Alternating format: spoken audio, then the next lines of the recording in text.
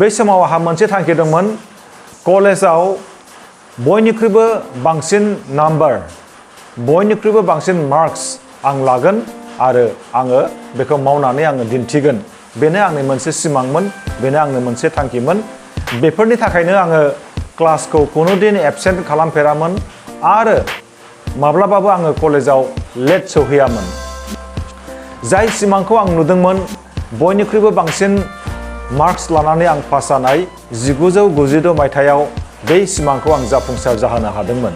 बयनिख्रुइबो बिश्वनाथ कलेजाव आर्ट्स स्ट्रिमाव आङो बयनिख्रुइबो बांसिन मार्क्स लानानै आङो उथ्रिसार जादोंमोन आरो बेनि थाखाय साफ्रोमबो फोरोंगिरिफ्रा आंखौ कंग्रेचुलेसन होदोंमोन दिनै बै थासारिखौ आङो दासिमबो गोसोखांनो हायो दिनै आङो आंनि कलेजनि फरायसा सम बा कलेज लाइफ बेनि बागै फरायसाफोरनो शेयार खालामनो सानदों 1996 मायथाइयाव आङो BA पास जादोंमोन एडुकेशनाव मेजर लानानै बिश्वनाथ कलेजनिफ्राय जाय फरायसालिमायाव आं फरायदोंमोन बै फरायसालिमानि फोरोंगिरिफ्रा आंखौ जोबोरै मोजां मोनोमोन आंखौ जोबोरै मदद खालामदोंमोन आंखौ जोबोरै थुलुंगा होदोंमोन आंनि फोरोंगिरिफ्रा दि आंखौ मदद खालामदोंमोन आंखौ अनदोंमोन आंखौ जोथोन लादोंमोन आंखौ थुलुंगा होदोंमोन बेनि माखासे जाहोनफोरखौ आङो ओरैबायदि फिल खालामो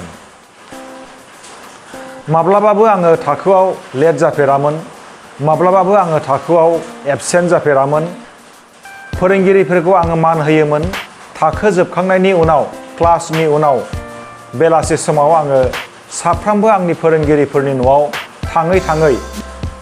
जाय कुइसनफोरखौ आङो गोसोआव कनफिउज जादोंमोन जाय कुइसनफोरखौ जाय कन्टेन्ट्सफोरखौ जाय टपिकफोरखौ आङो थाखोआव बुजियाखैमोन बैफोरबादिखौ क्लियार जानो थाखाय सांग्रां जानो थाखाय बा आबुङै मिथिनो थाखाय आङो फोरोंगिरिफोरनि न' थांनानै आङो फोरोंगिरिफोरजों गावनि लोगो बायदि बिसोरनाव आङो सोंदोंमोन बिसोरनिफ्राय आङो गियान लादोंमोन आरो साफ्रोमबो फोरोंगिरिफ्रा जेबो हेजिटेसन गैयालासिनो साफ्रोमबो फोरोंगिरिफ्रा जेबो सन्देह खालामालासिनो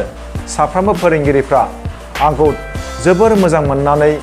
थुलुंगा होनानै मोजां थांखिजों न'आवबो बिसोर आंखौ जोथोन लादोंमोन गावसिनि न'आवबो बिसोर आंखौ बरायदोंमोन आरो थख' जायफोरखौ आङो बुजियाखै बेनि बागै फोरोंगिरिफ्रा आंनो बुजायनानै होदोंमोन बै समाव आंहा मोनसे थांखि दंमोन कलेजाव बयनिख्रुइबो बांसिन नाम्बार बयनिख्रुइबो बांसिन मार्क्स आं लागोन आरो आङो बेखौ मावनानै आङो दिन्थिगोन बेनो आंनि मोनसे सिमांमोन बेनो आंनि मोनसे थांखिमोन बेफोरनि थाखायनो आङो क्लासखौ कुनुदिन एबसेन्ट खालामफेरामोन आरो माब्लाबाबो आङो कलेजाव लेट सौहैयामोन समनि सिगां आङो सौहैदोंमोन माब्लाबा थाखि समाव आङो सौहैदोंमोन नाथाय आङो लेट जाफेराखै बेखौ साफ्रोमबो फोरोंगिरिफ्रा दिनैसिम गोसोआव दं जानो हागौ जाय सिमांखौ आं नुदोंमोन बयनिख्रुइबो बांसिन मार्क्स लानानै आं पास जानाय 1996 मायथाइयाव बे सिमांखौ आं जाफुंसार जाहोनो हादोंमोन बयनिख्रुइबो बिश्वनाथ कलेजाव आर्ट्स स्ट्रिमाव आङो बयनिख्रुइबो बांसिन मार्क्स लानानै आङो उथ्रिसार जादोंमोन आरो बेनि थाखाय साफ्रोमबो फोरोंगिरिफ्रा आंखौ कंग्रेचुलेसन होदोंमोन दिनै बै थासारिखौ आङो दासिमबो गोसोखांनो हायो फोरोंगिरिफ्रा आंखौ मिथिगौ आङो नटि नङामोन आङो वान्डारार नङामोन आं गोदाव सोराव नङामोन आं जावलिया नङामोन आंनि गोसोआ गथामोन आंहा गोसोआव मोनसे थांखि दंमोन बेखौ साफ्रोमबो फोरोंगिरिफ्रा गोसोआव दङ आरो दासिमबो आङो बिसोरनि न'खराव बेरायहैयोब्ला दाबो बे बाथ्राखौ बिसोर बुङो दाबो बिसोर आंखौ मोजां मोनो दिनै आङो फरायसाफोरनि सिगाङाव बेखौनो बुंगोन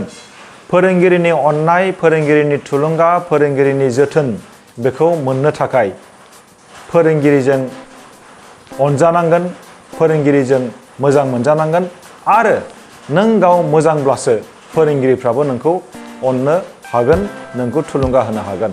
फोरोंगिरिनि अननाया फोरोंगिरिनि जोथोना फोरोंगिरिनि थुलुंगाया जों बयनिबो मोनसे बोर आरो बे बोरखौ जोङो मोननो हायोबा जोंनि थांखियाव जोङो गोरलैयै उथ्रिसार जानो हागोन साफ्रोमबो फरायसुला फरायसुलिफ्रा फोरोंगिरिनि अननायखौ मोननो हागोन फोरोंगिरिनि जोथोन मोननो हागोन फोरोंगिरिनि थुलुंगा मोननो हागोन आरो फोरोंगिरिनि बोर मोननो हागोन। नाथाय थाखोआव रेगुलार जानांगोन, फोरोंगिरिफोरा मा बुंदों बेखौ खोनासंनांगोन, फोरोंगिरिखौ जाहाथे दुखु होआ, फोरोंगिरिफोरखौ मान होनांगोन। मानो होननानै बुङोब्ला फोरोंगिरिफ्रा जों साफ्रोमबो फरायसाफोरनि थाखायनो सान हर दुखु खस्थ' खालामनानै जोंनि थाखाय, जोंनि मोजांनि थाखाय बिसोरो फरायो, सोलोङो आरो जोंखौ थाखोआव फोरोंफैयो।